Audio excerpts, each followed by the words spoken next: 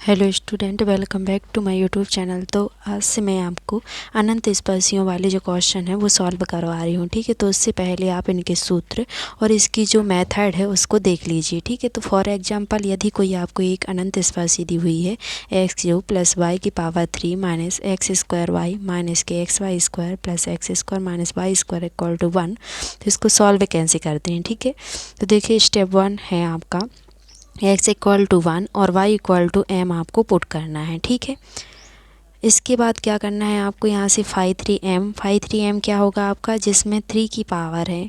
ठीक है, वो लिखना है और एक इक्वेशन बना लेना है। उसके बाद जो फाई 2m है जहाँ पर 2 की घातें हैं उसका एक इक्वेशन बना लेना है, और फाई 1 जहाँ पर 1 की घात है उसको इक्वेशन बना लेना है और आपको नंबरिंग कर देना है। ठीक है, मैंने आपको एक क्वेश्चन सॉल्व करवाऊंगी ना तो आपको बहुत ही अच्छे तरीके से समझ में आएगा। आप इसको अभी सिर्फ ऐसे ही समझ लीजिए। उसके बाद स्टेप 2 है, यहाँ से देखिए आपके जब ये इक्वेशन बनेगा तो यहाँ से आपके m के मान निकलेंगे, और जब m के मान निकलेंगे तो यदि आपके मान m के मान 3 निकले और तीनों क्या हैं, अलग अलग हैं।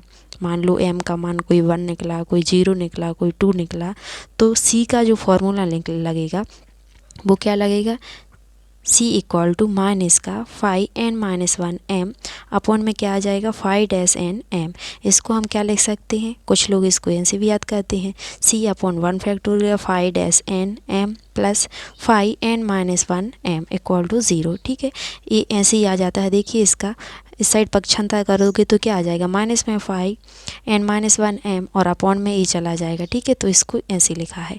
ओके, फिर जब यदि m के मान दो मान इक्वल हो बट तीसरा बराबर ना हो, m1 और m2 दो मान इक्वल हो, तब इसका जो फॉर्मूला है c का वो लगता है c² अपॉन 2 फैक्टोरियल जब दो मान बराबर हो। ठीक है, phi double dash n m plus अभी ए वाला पार्ट आ गया आगे से c upon 1 factorial phi dash n minus 1 m plus phi n minus 2 m, मतलब इनकी जो फाई की घातें हैं वो घटती जाएंगी। ओके,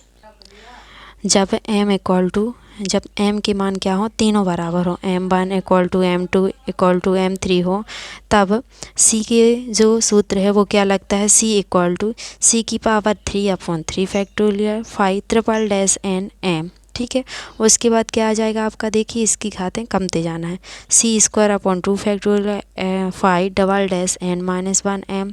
ठीक है, plus c upon 1 factorial phi dash n minus 2 m plus phi n minus 3 m equal to 0 आ जाएगा। ठीक है, तो ये जो दोनों फार्मूले हैं ये बहुत ही कम यूज होते हैं, सबसे ज़्यादा आपको ए वाला जो फार्मूला है वो याद करना है। ठीक है, बाकी सिंपली है कुछ नहीं इसमें, ये भी आपको याद हो जाएंगे। ठीक है, उसके बाद जो आपकी अनंत स्पर्शी है वो कैसे निकालना है, अब आपका जो लास्ट स्टेप होगा वो होगा स्टेप नंबर 3, जिसमें आपको y equal to mx plus c अनंत स्पर्शी को मानना है, और इसमें जो m की वैल्यू आएगी और जो c की वैल्यू आएगी उसको पुट कर देना है, तो आपको यहाँ से अनंत स्पर्शी प्राप्त हो जाएगी। ठीक है, तो ये आपकी मेथड थी इसको ज्ञात करने की। ठीक है, आई होप आपको समझ में आई होगी। इसके जो एग्जाम्पल हैं वो भी मैंने आगे सॉल्व करवाए हैं। Okay, thank you for watching the video. Please like subscribe this channel.